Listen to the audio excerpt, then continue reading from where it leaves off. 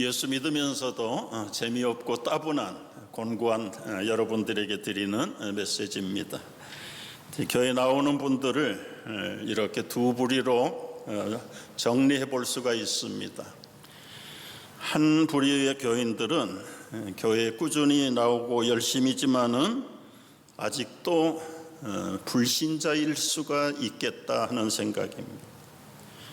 이런 사람들의 특징은 자기 인생의 주인이 자신이에요. 자기 삶의 왕이 자기가 왕도로 타고 있고, 교인이라고 해서 다 성도가 되는 것은 아닙니다. 교인은 천국 못 가고요, 성도가 천국 가고 구원받습니다. 성도라고 할 때 내 인생의 주인이 내가 아니어야 합니다.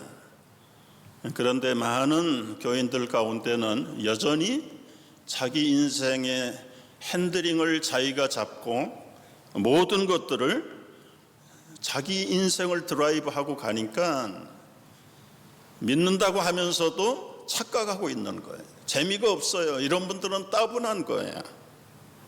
습관상, 또 영적으로 예배 나오지 않으면, 교회 안 댕기면 복을 못 받을 것 같은 그런 자기중심적인 생각에서 열심히 나오지만 사실은 자기 인생을 자기가 컨트롤하고 다스리고 있는 사람입니다. 자기 인생의 왕자에 자기가 왕으로 앉아 있는 거예요. 그리스도는 아예 자기 삶 밖에 있어요. 관계도 없어요. 따라서 모든 일을 자기가 주관하니까 자주 좌절과 혼란에 빠집니다. 목사님, 그러면 이렇게 사는 게 틀린 건가요? 그럼 나는 가만히 있으면 주님이 내 밥 먹여줍니까? 내 하루 일과 다 스케줄 정해주고 인도합니까? 여러분, 우리 인생의 계획과 목적도 하나님이 정해주는 건 아니에요. 성경에도 잠언에도 말씀하셨어요. 우리가 계획을 세워야 된다고 했습니다. 잠언 19장 21절 말씀을 보면 사람의 마음에는 많은 계획이 있어도 오직 여호와의 뜻만이 완전히 서리라. 내 삶의 비전도 계획도 꿈도 내가 세우고 하루의 일과도 내가 정해야 되지요. 그러나 궁극적인 우리의 삶의 결정, 그리고 궁극적인 목적이 나의 영광, 나의 꿈의 성취를 위함이 아니라 하나님의 영광을 생각하지 않을 때 결국은 형벌로 돌아간다고 말해요. 왜 그렇게 됩니까? 모든 사람이 태어날 때부터 조상이 물려준 원죄를 가지고 태어나기 때문에 그렇습니다. 이런 사람을 성경에서는, 고린도전서 2장에서는 육에 속한 사람이다. 육에 속한 사람. 아주 영어 성경에는 굉장히 고상한 단어같이 느껴지는 내추럴 퍼슨이라고 그랬죠. 내추럴 퍼슨. 우리가 볼 때는 자연스러운 사람? 이게 우리가 볼 때 좋은 분위기의 자연스러운 사람이 아니라 아담과 조상들로부터 타락한 죄성을 가지고 태어나온 자연 그대로 나온 사람, 그 말이에요. 자기가 주도적인 삶을 사는 사람, 이런 사람이 육에 속한 사람이다. 육에 속한 사람. 여러분, 여기서 육이라고 말할 때는 우리 바디를 가르치는 게 아니고, 이 헬라어로는 샤르크르스라고 하는 단어인데 죄성이 우리의 본성을 지배하는 상태. 우리 몸은 헬라어로는 다른 단어가 있어요. 소마라는 단어도 있고. 그런데 우리의 몸 속에 죄성, 사르크스, 그건 손으로 만져볼 수 있는 이 바디가 아닙니다. 바디가. 영어 성경은 아주 잘 설명을 했는데 Desire of the flesh, 죄성을 가진 인생. 여러분, 따라서 내 죄성이 내 인생을 계획하고 핸들링하고 드라이브 한다고 생각을 해보십시오. 미숙한 운전자가 운전을 해서 결과가 어떻게 됩니까? 육에 속한 불신자들은 그 열매가 뭡니까? 갈라디아 5장 19절에 보면 육체의 일은 현저하니 음행, 더러운 것, 호색, 우상숭배, 술수, 원수 맺는 것, 분쟁과 당짓는 것과 불리함과 이단과 투기와 술취함과 방탕함과 그와 같은 것들이 내가 내 인생의 드라이버가 돼서 핸들링할 때 나타나는 결과라는 거죠. 인생이 얼마나 여러분 좋습니까? 그러나 어떤 사람은 허무하게 끝내는 사람이 많아요. 어네스트 해밍웨이 바다와 노인은 앞으로도 영원히 명작일 수 있습니다. 인생의 주인이 자신인 결과 남들이 갖지 않는 시성과 예성을 가지고 지성을 가지고 명작을 써서 노벨상을 받았다는 작가도 61세 자신 삶을 자기가 포기하고 세상을 떠나버린 사람. 이게 인본주의의 핸들링의 결론입니다. 결론. 인생을 죽이는 거예요. 결국은 마귀가 오고 사탄이 와서 우리를 죽이고 파멸시키고 내 인생을 훔치고 망하게 하는 것이 요한복음 10장에 예수님이 분명히 말씀을 하셨어요. 도둑이 온 것은 생명을 훔치고 죽이고 파멸시키고 빼앗으려고 오는데 그걸 몰라가지고 자기가 자기 인생을 핸들링한다고 하면서 알게 모르게 이 사탄의 컨트롤을 받고 사는 사람들이 이 죄성에 움직이는 사람들이 있잖아요. 이런 엄청난 행포로부터 우리가 어떻게 벗어날 수 있습니까? 성경은 예수님을 나의 구주로 영접해야 된다고 가르쳐요.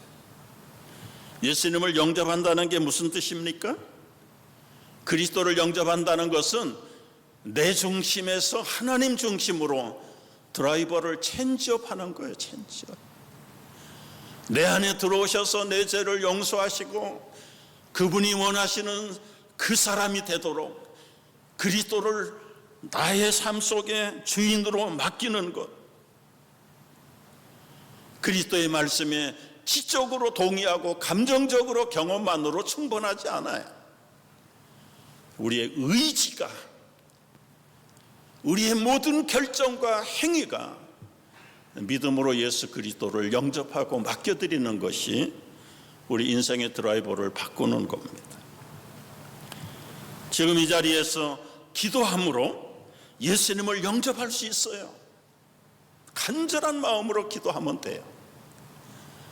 하나님이 우리의 중심을 알고 계십니다. 그래서 마음으로 입으로 하는 말보다는 우리 중심의 태도를 보고 싶어 하세요. 그래서 예수님을 영접할 때 이렇게 기도하지요. 주 예수님, 나는 주님을 믿고 싶습니다. 십자가에서 죽으심으로 내 죄값을 담당하시니 감사합니다. 아이, 목사님, 우리 초신자도 아닌데 뭘 자꾸 이런 걸 강조하세요. 네. 본인들은 그렇게 사는데, 생각을 하는데 실상은 영접 안 하잖아요. 영접했다고 해도 천대하고 있잖아요. 그저 문 밖에 세워놓을 수도 있고 저 뒷방에다가 가다 놓을 수도 있고 내 중심 자리 내드리지 않잖아요. 솔직한 얘기로. 그래서 언제나 우리는 주님을 정말 우리의 삶의 보좌에, 센터에, 내 인격의 중심에, 내 삶의 가장자리에 모시고 영접해야 된다고 저는 믿어요. 영접은 수백 번 해도 좋은 거죠. 물론 영접만 하고는 그 다음에 이루어지는 서브가 없다면 또 또 문제는 달라져요. 그러나 지금 내 마음의 문을 열고 예수님을 나의 구주로 나의 하나님으로 영접합니다. 나의 죄를 용서하시고 영생을 주심을 감사합니다. 나를 다스리시고 나를 주님이 원하시는 사람으로 만들어 주옵소서. 예수님의 이름으로 기도합니다. 여러분, 그리스도가 내 안에 계신다는 걸 어떻게 알 수 있을까요? 그리스도를 영접하셨다면 예수님이 이렇게 약속하셨잖아요. 요한계시록 3장 20절에 다 같이 누구든지 내 음성을 듣고 문을 열면 내가 그에게로 들어가 그로 더불어 먹고 그는 나와 더불어 먹으리라 약속하셨습니다. 예수님이 거짓말장이실까요? 그러면 무슨 근거로 하나님이 당신의 기도를 들으셨다는 사실을 알 수 있습니까? 하나님 자신과 그 말씀이신 성경의 신실성, 하나님은 한 번 약속하시면 반드시 지키시는 하나님이심을 믿어야 될 줄 압니다. 여러분, 이제 예수 그리스도를 내 삶의 주인으로 정말 왕으로 모신 사람들은 그림이 달라져요. 어떻게 바뀝니까? 내 중심에서 내 가장자리에서 내려오고 그 자리에 주님을 맡고 혼란스럽던 나의 삶의 모든 계획들과 현상들이 질서정연하게 잘 정리정돈이 되시는 분이 주님이십니다. 주님. 이런 영적인 상태를 가르쳐서 스피리추얼 퍼슨이다, 성령의 사람이다, 그리스도가 다스리는 인생이다. 여러분, 이제 내 인생의 왕자에서 정말 내려오고 나의 모든 삶을 주님께 맡기는 영의 사람, 성령으로 사는 사람, 주님이 주관하실 때 나의 미숙하고 혼란스러웠던 모든 삶이 아주 계획과 일치된 주님의 뜻을 이루는 삶을 살기를 원하는 것.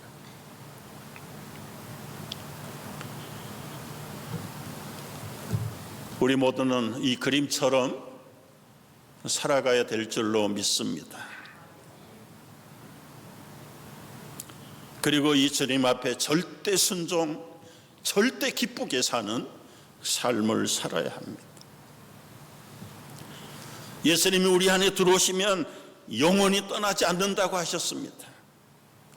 히브리서 13장 5절, 내가 결코 너희를 버리지 아니하고 너희를 떠나지 아니하리라.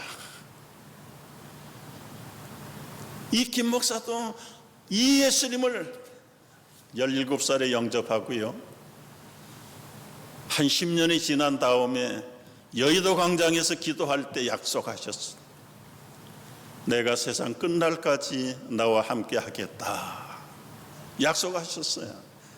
엑스폴로 74 성령 폭발대회 집회에 갔다가 끝나고 가는데 젊은 대학생 형제가 오더니 우리 같이 기도하고 싶어요. 그래, 기도하자. 그리고는 아스팔트에 무릎을 꿇고 기도를.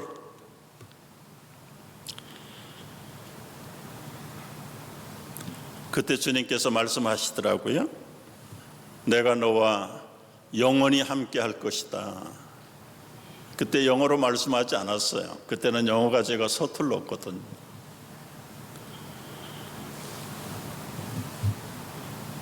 이 새 땅을 구입하고 몇 년이 지나도 아무런 진전이 없어요. 참 해가 바뀌는 게 두려운데 어느 해인지 송구영신 예배를 끝내고 아마 한 새벽 1시, 2시 사이일 겁니다. 이 호흡을 판 깜깜한 땅에 그날따라 진눈개비가 억수로 부러치는데 1년이 시작되는 첫날 꼭두 새벽에 이 땅에 와서 또 기도하는 거예요. 손을 들고 주님, 금년 한 해도 또 잠잠하게 넘어가실 겁니까? 그때 마음속에 너 잔말 말고 가. 그러면서 그때는 영어로 말씀하시더라. I'll be with you forever. 아, 됐습니다. 예수님 그럼 더 이상 기도 안 하고 갑니다. 그 해도 여전히 잠잠하시고 또 넘어가셨어요. 여러분, 저는 저 사진이 찍힌지도 몰랐어요. 43년 만에 우연하게 유튜브에 음악을 찬양을 듣다가 나온 걸 보았어요. 지금까지 제 삶의 그 한마디 말씀이 늘 나와 함께 하시다. 늘 나와 함께. 주님이 함께 하신다는데 뭐가 두려울 것이 있겠으며 뭐가 안 될 것이 있겠으며, 안 되는 것은 내 지나친 욕심일 때는 안 되겠죠. 어린아이가 엄마와 아빠와 함께 있는데 뭐가 부족합니까?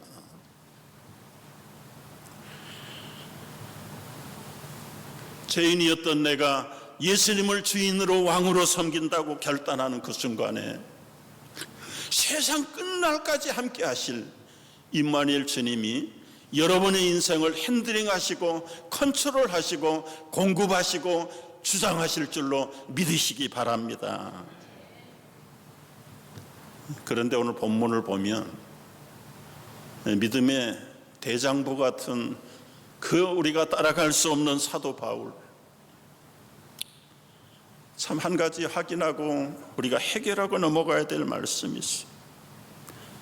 그 바울 사도께서 고뇌에 찬 신음 같은 고백을 했어. 오라, 나는 곤고한 사람이로다. 이 사망의 몸에서 누가 나를 건져내시오. 우리 주 예수 그리스도로 말미암아 하나님께 감사하리로다. 그런즉 내 자신이 마음으로는 하나님의 법을, 육신으로는 죄의 법을 섬겨노라. 예수 믿으면서도 고민스럽고 따분하고 갈 바를 알지 못하는 엉거주춤한 사람들은 이 바울 사도가 갖는 고민을 갖고 있는 사람입니다. 하나님의 법으로, 마음으로는 하나님의 법을 섬긴다고 하는데 실제로 나타나는 걸 보면 육신으로 죄의 법을 섬기고 있는 내 자신을 볼 때, 오라, 나는 망할 사람이로구나, 곤고한 사람이로구나. 이 고백이 여러분 정말 있어야 돼. 도대체 이게 믿음이 있다는 말인가 없다는 말인가? 구원의 확신이 있다는 건가 없다는 건가? 좀 정리를 해봐야 될 말씀이 있어요. 이 말씀을 제대로 이해를 못하니까 믿으면서도 물 탄 듯 술 탄 듯 그저 매너리즘에 습관주의에 빠져가지고 이것도 아니고 저것도 아닌 그런 영적인 상태로 살아가는 성도들이 꽤나 많아요. 여러분, 바울 사도가 오라 곤고한 사람이라고 한탄할 때 그가 뭐가 곤고하고 뭐가 따분합니까?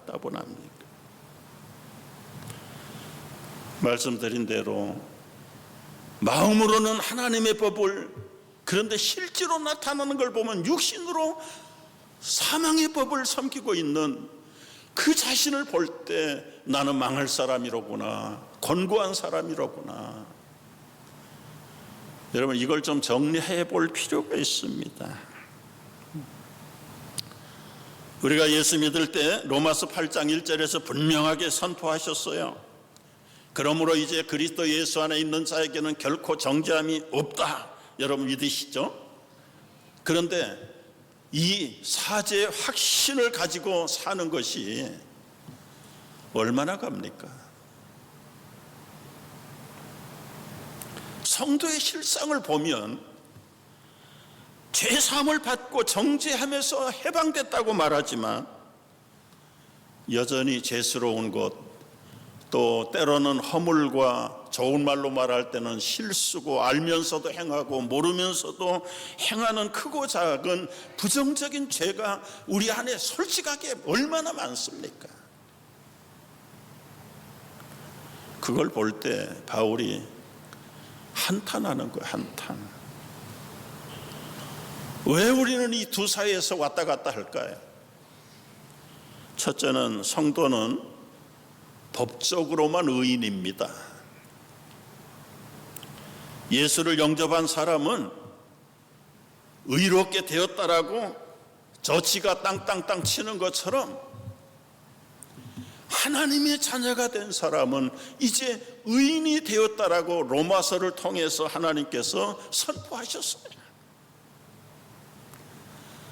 지가 죄인으로부터 법적으로 하나님의 의인이 되고 자녀가 됐어요. 그러나 실상은 완전한 의인은 아니에요. 법적인 신분으로 봤을 때는 죄인이 아니라 하나님의 자녀요 의인입니다. 그러나 실상으로 나타난 건 아직도 죄성이 우리를 도전하고 미혹하고 때로는 우리는 굴복하고 살아요. 우리가 미국 시민권을 받았지만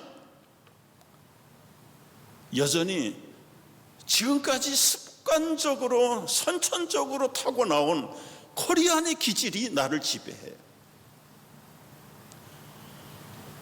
영어 제대로 못했지만 I am American citizen. 법적인 자격이 그렇단 말이죠. 우리가 법적으로 하나님의 의인이 되고 자녀가 되었지만 아직도 죄성으로 태어나서 지금까지 수십 년 동안 그 죄성이 나를 컨트롤하고 지배했던 그 모든 의지와 우리의 모든 행위와 우리의 습관들의 영향을 완전하게 벗어버릴 수가 없는 거예요. 그렇다고 포기하고 타협하고 그 죄성에다가 손을 들고 100% 순종해야 되느냐? 그건 아니잖아요. 그러니 갈등이 생길 수밖에 없어요. 오라 나는 곤고한 사람이로구나. 이 사망의 몸에서 누가 나를 건져내랴. 탄시가는 이 배경의 연유가 바로 이런 배경을 가지고 있는 것. 성도의 이중적인 영적인 형편. 하나님 나라는 이미 already finish. 그러나 but yet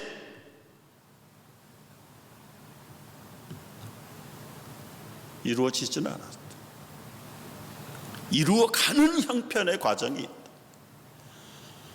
이 두 관계의 긴장 관계를 바울이 자기를 처복종시키면서 오라 나는 곤고한 사람이다.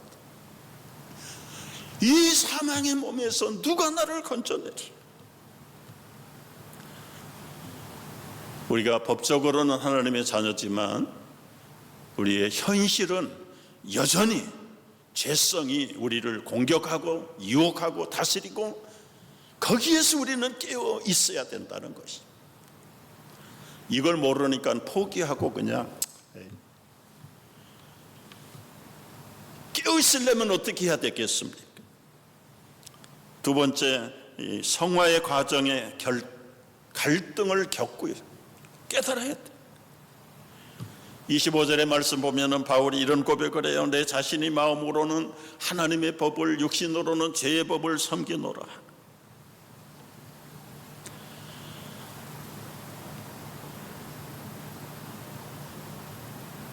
참 우리 고민을 많이 하셔야 됩니다. 어쩔 수 없어. 자꾸 습관적으로 넘어지고 크고 작은 죄와 타협하고 반복하고, 사실은 요한 1서를 보면 이 습관 반복적인 죄는 하나님이 버리신다고 그랬어요. 정말 예수님이 말씀한 것처럼 찍어버리고 잘라버리고 뽑아버리고라도 주님의 나라에 가겠다는 결단이 절대적으로 필요한 시대가 오늘 우리가 살아가는 시대입니다.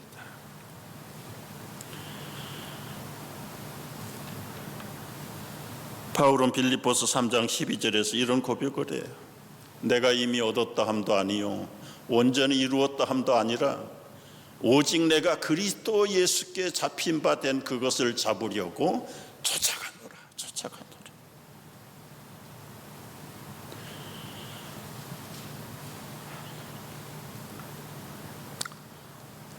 마지막 예화 하나를 드리고, 어느 경매장에서 있었던 사건입니다. 좋은 그림, 명인들이 작품을 만들어 놓은 것들은 서로 가격을 높여가지고 높이 쓰는 사람이 경매에서 가져가는 거예요. 좋은 것, 명품들은 다 팔려나가는데 허름한 바이올린 하나가 아무도 거들떠 보지도 않아. 어느 가난한, 그리고 나이가 많은 노인 한 분이 나가더니 이 바이올린 얼마면 주게? 당신 주머니 있는 대로 얼마가 됐든지 주라. 그러면 그걸로 줄 테니까. 처치곤란이죠, 처치곤란. 아무도 관심도 돌아보지도 않는 그 바이올린을 이 노인이 자기가 소유하고 투닝을 몇 번 하더니 켜기 시작하는 거예요. 모든 사람들이 자기 명품에는 관심이 없고 그 주옥같이 울려 퍼지는 그 바이올린의 음악 소리에 혼을 빼앗길 정도로. 그때 어떤 사람이 얘기해요. 야, 바이올린의 아버지 파가니니야 저분이. 여러분, 저는 이 예화를 오래 한 몇십 년 전에 들었어요. 가끔 문득 생각납니다. 줄도 끊어지고 소망도 끊어지고 인생의 볼품도 없고 사람들이 귀히 여기지도 않는 버려진 바이올린과 같던 내 인생을 창조주 하나님 예수님의 손에 붙들려 그분이 나를 핸들링해 주실 때, 그날 이후로 나의 삶은 정말 천국에까지 울려 퍼질 아름다운 찬송과 기쁨이. 지금도 잠자는 것이 아까워요. 허튼 시간 보내는 것이 아까워. 요즘은 점점 나이가 들어서 이제는 시력도 참 책 읽는 게 얼마나 힘들은지 몰라. 안경을 벗었다 꼈다가 리딩 글래스를 꼈다가 벗었다가, 그러는데도 하루가 얼마나 짧게 지나가는지.